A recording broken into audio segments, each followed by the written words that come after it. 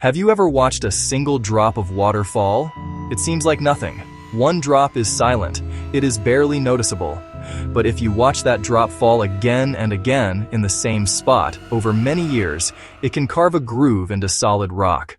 In our last episode, we explored a single foundational idea, the power of getting just 1% better each day. We learned that dramatic, sweeping changes are often unsustainable because they require too much willpower and disrupt our lives too much.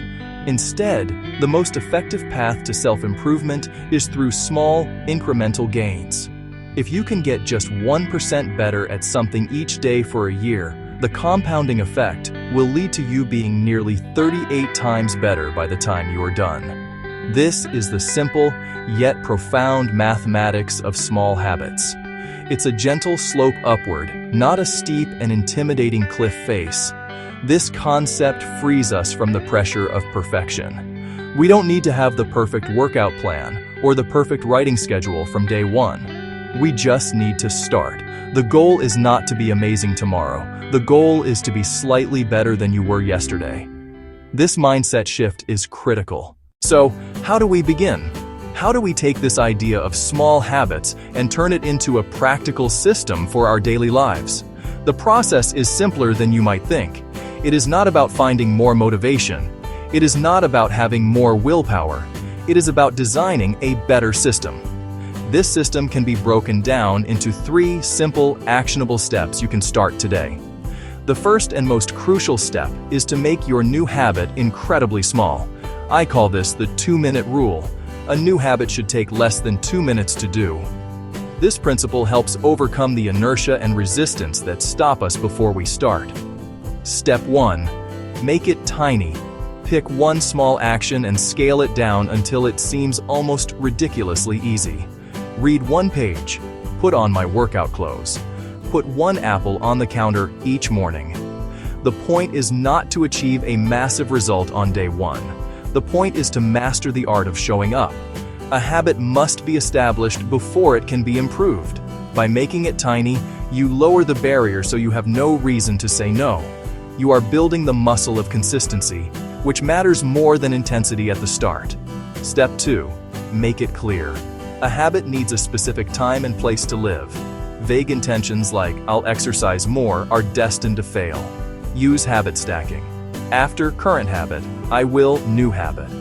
After I pour my morning cup of coffee, I will do 1 push-up. After I take off my work shoes, I will immediately change into my workout clothes.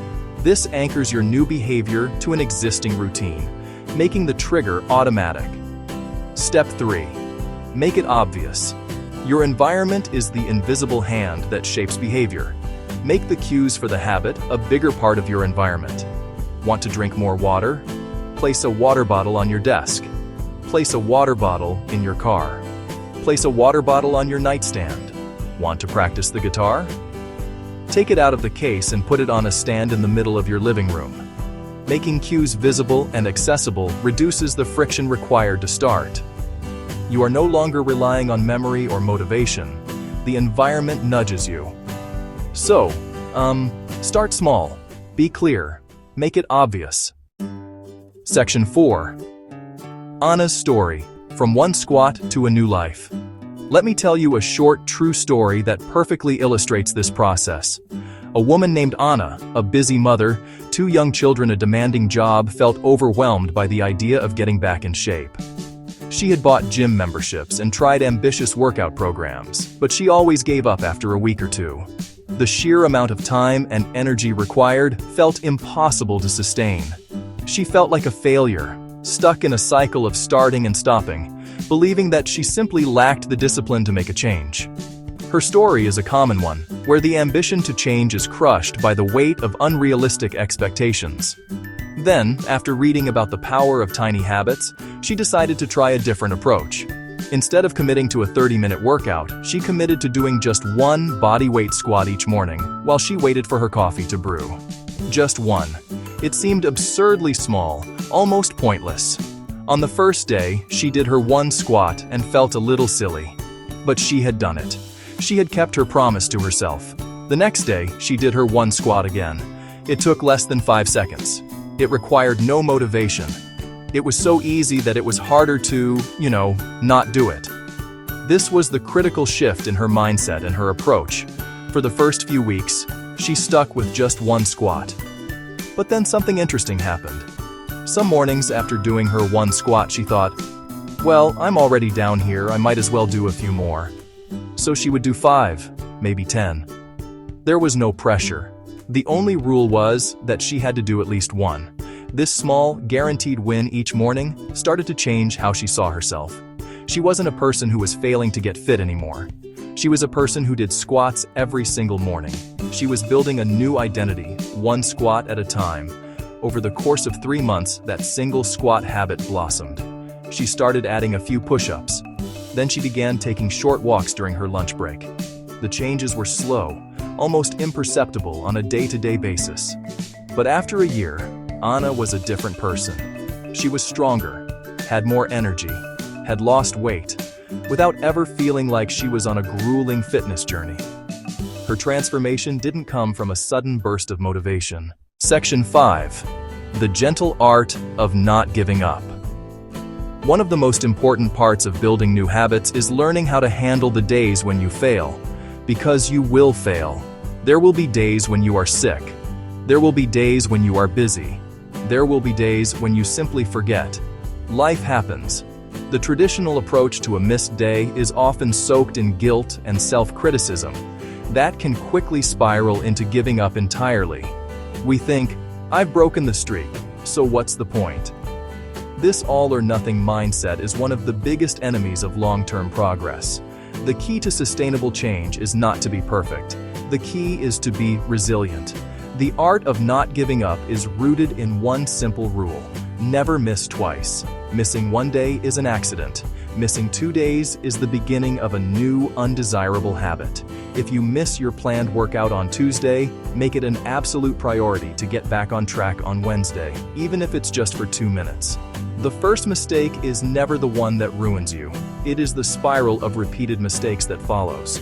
By committing to the never miss twice rule, you give yourself a buffer. You allow for the imperfections of human life without letting them derail your entire journey. It is a system for getting back on track quickly. Section 6. The invisible architecture of bad habits. Just as we can design our environment and routines to build good habits, we must also understand that our current bad habits exist for a reason. They are not a sign of moral failure or a lack of willpower.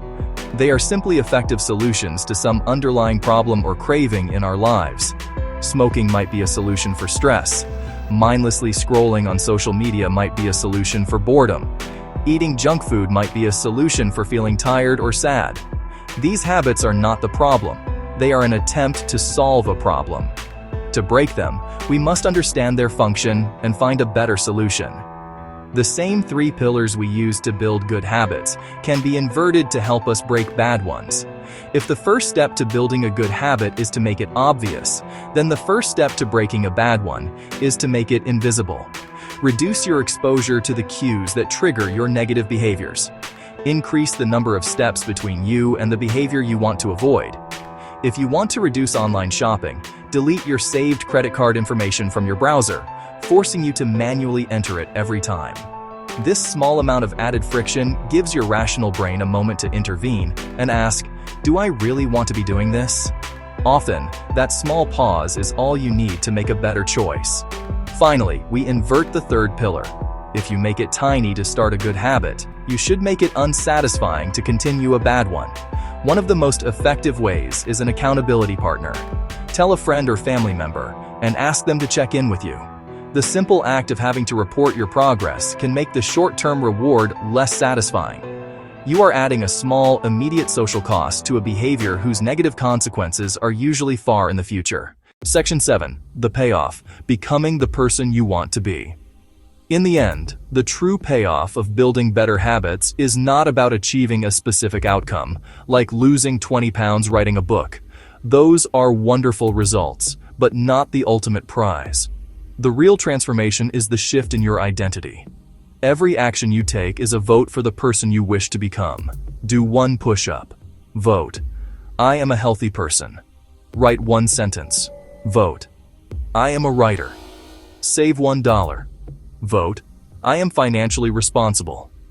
This gradual shift in self-perception is the most powerful force for change. Your habits are how you embody identity. At first, you might have to fake it. Pretending to be a reader, pretending to be an athlete. Each small repeated action provides evidence, more belief. You're not just chasing a goal. You're becoming a new person. From I want this to this is who I am. Identity-based habits make change stick for life. Small habits protect you from motivation's ups and downs. On days you feel tired, uninspired, overwhelmed, you don't need heroic energy to do a massive workout or write 1,000 words. Follow your system. Do the 2-minute version. Consistency on hard days separates progress from stagnation. Habits are your baseline ensuring tiny progress. Back to this moment, right now. Choose one tiny habit today. Make it almost laughably simple. Decide when and where. Tie it to an existing habit. Put a cue in your environment. Mark success on a calendar. Trust time and consistency. 1 year from now is shaped by today's tiny choices. You don't need to see the whole staircase. Take the first small step. One small step today makes a new you tomorrow.